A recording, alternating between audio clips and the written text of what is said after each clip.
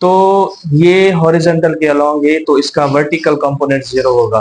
ठीक है, ये भी सवाल आ सकता है। तो रेक्टेंगुलर कंपोनेंट्स कितने हो सकते हैं? 3, एक्स एक्सिस के अलोंग, वाई एक्सिस के अलोंग और जेड एक्सिस के अलोंग। कंपोनेंट्स कितने हो सकते हैं? इनफिनाइट कंपोनेंट्स हो सकते हैं, fx1, fx2, fx3, fx4, बहुत सारे। A vector of 10 Newton is making an angle of 60 degree with horizontal, then its vertical component will be, vertical component का को मालूम करने के लिए भी हमारे पास फार्मूला था। अस्सलाम वालेकुम students, welcome to this entry test series and this is part number 2, addition of vectors. And आज हम पढ़ेंगे resolution of a vector to its rectangular components. Topic को भी सीखेंगे और इससे रिलेटेड जो एमसीक्यूज आते हैं और सवाल आते हैं, क्वेश्चंस आते हैं, वो भी सीखेंगे। चलिए स्टार्ट करते हैं। हमारे पास जो टॉपिक होता है ना, वो होता है resolution and composition of a vector. Resolution अभी सीखेंगे और पार्ट नंबर 3 में हम सीखेंगे composition of vector. Resolution and composition किसको कहते हैं? रेजोल्यूशन मीन्स तोड़ना और कंपोजिशन मीन्स जोड़ना। ये पेन ये पेन है, रेजोल्यूट करना चाहूँ तो इसको मैं तोड़ूंगा, मतलब ये निकालूंगा, ब्रश निकालूंगा, ठीक है, इसके पार्ट्स वगैरह निकालूंगा, तो मैं कहूंगा इसको मैंने रेजोल्यूट किया। ठीक है, और ये हो गया इसका कंपोनेंट, ब्रश हो गया इसका कंपोनेंट। ठीक। अच्छा, कंपोजिशन का मतलब क्या होता है? कंपोजिशन का मतलब होता है ये हमारे पास जो इसके कंपोनेंट्स निकाले, ठीक है, अगर इसके कंपोनेंट्स को यूज करके इस पेन को मैं कंपोज करूं, जोड़ूं, तो ये हो गया कंपोजिशन। ठीक है, समझ गए आप? तो यहाँ पर तो पेन नहीं है, यहाँ पर तो एक वेक्टर है। ठीक है, तो वेक्टर को हम रेजोल्यूट करेंगे और कंपोज करेंगे। तो रेजोल्यूशन ऑफ अ वेक्टर किसको कहते हैं? It is the process of splitting a single vector. एक सिंगल वेक्टर को स्प्लिट करना, है ना। हमारे पास एक सिंगल वेक्टर होगा और हम उसको क्या करेंगे? स्प्लिट करेंगे, तोड़ेंगे। ठीक है, किसके अंदर? उसके रेक्टेंगुलर कंपोनेंट्स के अंदर। अच्छा, रेक्टेंगुलर कंपोनेंट्स का मतलब क्या होता है और कंपोनेंट्स का मतलब क्या होता है? सिंपली मैं आपको बताऊं कि एक सिंगल वेक्टर के इनफिनाइट कंपोनेंट्स होते हैं। ठीक है, ये सवाल भी आ सकता है। A single vector has dash dash components, a single vector has infinite components. अगर रेक्टेंगुलर कंपोनेंट्स की बात करें तो हम कहेंगे एक सिंगल वेक्टर के सिर्फ और सिर्फ 3 रेक्टेंगुलर कंपोनेंट्स होते हैं, एक्स एक्सिस के अलोंग, वाई एक्सिस के अलोंग और जेड एक्सिस के अलोंग। क्योंकि हमारे पास जो 3 एक्सिस होती है ना, X axis, Y axis and Z axis, हमारे पास ये 3 एक्सिस हैं, है ना, और ये एक दूसरे के साथ 90 की एंगल पर होते हैं, ना। हमें पता है कि एक्स, वाई और जेड जो है ये जो है एक दूसरे के साथ 90 की एंगल बनाते हैं, ना। तो 3 एक्सिस हो गए ना, तो इसलिए रेक्टेंगुलर कंपोनेंट्स जो होते हैं, वो रेक्टेंगुलर कंपोनेंट्स हम उसको इसलिए कहते हैं क्योंकि वो 90 की एंगल बनाते हैं। तो हमारे पास 3 एक्सिस हैं, इसलिए रेक्टेंगुलर कंपोनेंट्स भी 3 होते हैं। लेकिन एक सिंगल वेक्टर के पास इनफिनाइट कंपोनेंट्स हो सकते हैं, लेकिन एक सिंगल वेक्टर के पास 3 रेक्टेंगुलर कंपोनेंट्स होंगे। ठीक है, वो भी हम देखते हैं कैसे। अच्छा, तो मैं लिखूंगा नहीं, सिर्फ समझाऊंगा। ठीक है, आपने पढ़ा भी होगा ये resolution and composition of a vector में। अच्छा देखें, दिस इज द वेक्टर और इसको मैं नाम देना चाहूं वी वेक्टर, है ना, वी वेक्टर। अच्छा, ये वी वेक्टर है और हॉरिजॉन्टल के साथ ये किसी एंगल पर है, 30 की एंगल पर, 40 की एंगल पर, 45 की एंगल पर, है ना, हॉरिजॉन्टल के साथ। तो ये जो वेक्टर है, हम इस वेक्टर को स्प्लिट करेंगे, तोड़ेंगे। ठीक है। अच्छा, ये वेक्टर जो है किसकी तरफ जा रहा है? हॉरिजॉन्टल की तरफ जा रहा है या वर्टिकल की तरफ जा रहा है? तो देखें, अगर मैं आपसे सवाल पूछूं, ये जो वेक्टर है, ये वेक्टर किसके अलोंग है? हॉरिजॉन्टल के अलोंग है या वर्टिकल के अलोंग है? तो आप कहेंगे सर ये तो वेक्टर हॉरिजॉन्टल के अलोंग है ना। तो ये हॉरिजॉन्टल के अलोंग है तो इसका वर्टिकल कंपोनेंट 0 होगा। ठीक है, ये भी सवाल आ सकता है। A vector is acting along x axis, then its vertical component will be 0। ठीक। अच्छा, ये जो वेक्टर होगा ये वर्टिकल एक्सिस की तरफ जा रहा है, तो इसका हॉरिजॉन्टल कंपोनेंट 0 होगा। A vector that is acting along Y axis then its horizontal component will be 0। ठीक है।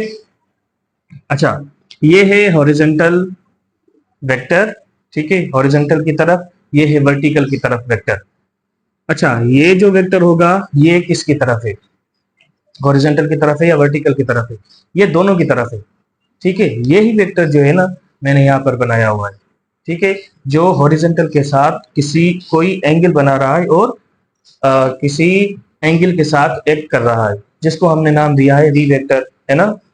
अच्छा, तो ये जानने के लिए कि ये वेक्टर एक्स एक्सिस के अलोंग कितना है और वाई एक्सिस के अलोंग कितना है, ये जानने के लिए हम क्या करेंगे, इसकी हेड के साथ हम वर्टिकल डॉटेड लाइन ड्रॉ करेंगे। डॉटेड लाइन का मतलब ये हुआ कि हम इससे वेक्टर बना रहे हैं। ठीक है, तो ये हो गया वर्टिकल वेक्टर, मतलब हम इसको कहेंगे एफ वाई, मतलब सॉरी वी वाई। ये जो वेक्टर है वी, ठीक है, ये वर्टिकल की अलोंग यहां से लेकर यहां तक जा रहा है, ये हम कहते हैं वी वाई, मतलब वी अलोंग वाई एक्सिस। ठीक है, और दिस इज वी एक्स, मतलब V V vector along X axis. ठीक है, ये है वी अलोंग एक्स एक्सिस, ये है वी अलोंग वाई एक्सिस, है ना, पढ़ा हुआ है आपने। अच्छा, तो हम कहेंगे वी एक्स और V Y, V X and V Y are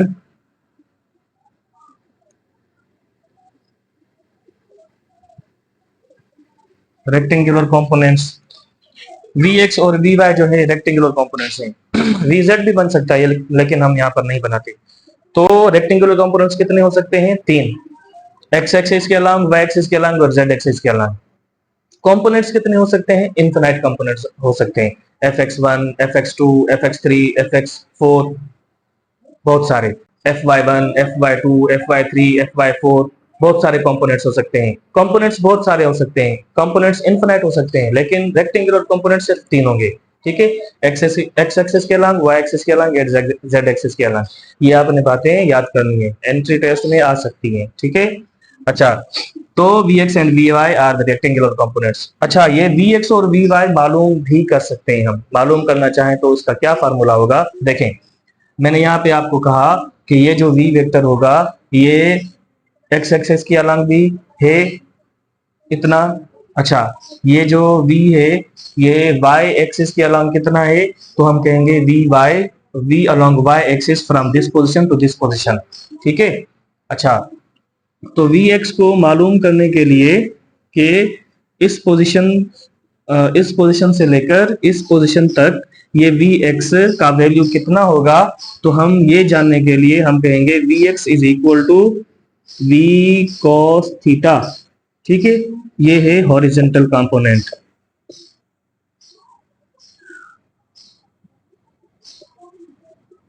मतलब ये हॉरिजॉन्टल कंपोनेंट को मालूम करने के लिए हम ये फार्मूला यूज करेंगे, और ये वर्टिकल कंपोनेंट को मालूम करने के लिए, वर्टिकल कंपोनेंट का वैल्यू मालूम करने के लिए हम फार्मूला यूज करेंगे V sin theta.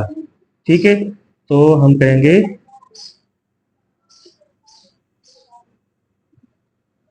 Vertical components, है ना, ये दोनों दोनों फार्मूला जो है ना इंट्री टेस्ट में आते रहते हैं, आपको पता होगा, पास्ट पेपर देख लें, ये दोनों फार्मूलाज पर एमसीक्यूज आ चुके हैं। तो चलिए देखते हैं एमसीक्यूज किस तरह से आते हैं। इसके सवाल कैसे आएगा, a vector of 10 Newton is making an angle of 60 degree with horizontal its। अच्छा, यहां तक सवाल आएगा ना, तो हमसे दो तरह से सवाल पूछ सकते हैं कि it's horizontal component will B, या पूछ सकते हैं it's vertical component will B. अगर ये कहें कि a vector of 10 Newton is making an angle of 60 degree with horizontal, then its horizontal component will be, तो हम जानते हैं कि हॉरिजॉन्टल कंपोनेंट को फाइंड करने का फार्मूला होता है कौन सा, हमने पढ़ा था Vx, अभी अभी पढ़ा था। ठीक है, V X is equal to V cos theta. Depend करता है हमारे पास जो वेक्टर का नाम था वो क्या था। अगर वेक्टर का नाम v था तो हम कहेंगे V X is equal to V cos theta. अगर वेक्टर का नाम f होगा तो हम कहेंगे F X is equal to F cos theta. अगर वेक्टर का नाम a होगा तो हम कहेंगे A X is equal to A cos theta. ठीक है, तो v के साथ आपने जो है ना कंफ्यूज नहीं होना है ना। अच्छा, तो ये वेक्टर है, इसको हम v कहेंगे। ठीक है, ये जो वेक्टर है ये 10 न्यूटन का है, इसका जो वैल्यू है उस वेक्टर का वो 10 न्यूटन है, और 60 एंगल हॉरिजॉन्टल के साथ बना रहा है। तो हम कहेंगे, हम हमसे पूछ रहा है कि हॉरिजॉन्टल कंपोनेंट क्या होगा। तो हॉरिजॉन्टल कंपोनेंट का ये फार्मूला होता है, तो हम देखेंगे V X is equal to V कितना है 10 न्यूटन, तो हम रखेंगे 10 cos थीटा, थीटा कितनी है 60 डिग्री, तो यहाँ पर लिखेंगे 60 डिग्री। अच्छा, V X is equal to 10 multiply by cos 60। cos 60 किसके इक्वल होता है? cos 60 इक्वल होता है 0.5। ठीक है, cos 60 का वैल्यू होता है 0.5। अच्छा, तो V X is equal to 10, अच्छा 10 इंटू 0.5 मतलब 10 का हाफ क्या होगा 5 न्यूटन। ठीक है, तो हम 5 न्यूटन को टिक करेंगे, इजी हो गया। सर आपको कैसे पता चला कि cos 60 0.5 के इक्वल होता है, cos 30 कितने के बराबर होता है, cos 45 कितने के इक्वल होता है? ये जो कुछ एंगल्स होंगी ना साइन और cos के हिसाब से आपने याद करनी है। ठीक है, कुछ एंगल्स हैं, बस आपने 30 45 60 90 बस ये एंगल्स याद रखनी है ना, साइन के हिसाब से भी और कॉस के हिसाब से भी। ये आपको एंगल्स याद रखनी है, इसके अलावा याद ना रखें, भले आपकी मर्जी। लेकिन आपने ये एंगल्स जो हैं भाई, साइन 30 किसके बराबर होता है, साइन 45 साइन 60 साइन 90 किसके इक्वल होगा, cos 30 cos 45 cos 60 cos 90 किसके इक्वल होगा। बस ये चीजें आपको याद करनी है, इजी है, बहुत इजी है। ठीक है, याद हो जाएंगी।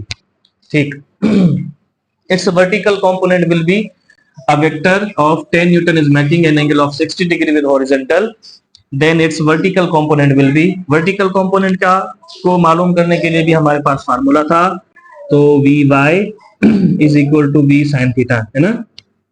सो V Y is equal to V कितना है 10, है ना 10, साइन एंगल कितनी है 60। Okay, so V Y is equal to 10 sine 60 कितने के इक्वल होता है 0.866। ठीक है, अच्छा तो V Y will be equal to 10 को 0.866 के साथ हम मल्टीप्लाई करेंगे, तो 10 है इसलिए ये एक पॉइंट जो है यहाँ पर चला जाएगा, तो ये हो जाएगा 8.66 न्यूटन। ठीक है, और यहाँ पर हमारे पास बी ऑप्शन सही है। ठीक है, तो ऐसे सवाल आते हैं रेजोल्यूशन ऑफ अ वेक्टर के हिसाब से।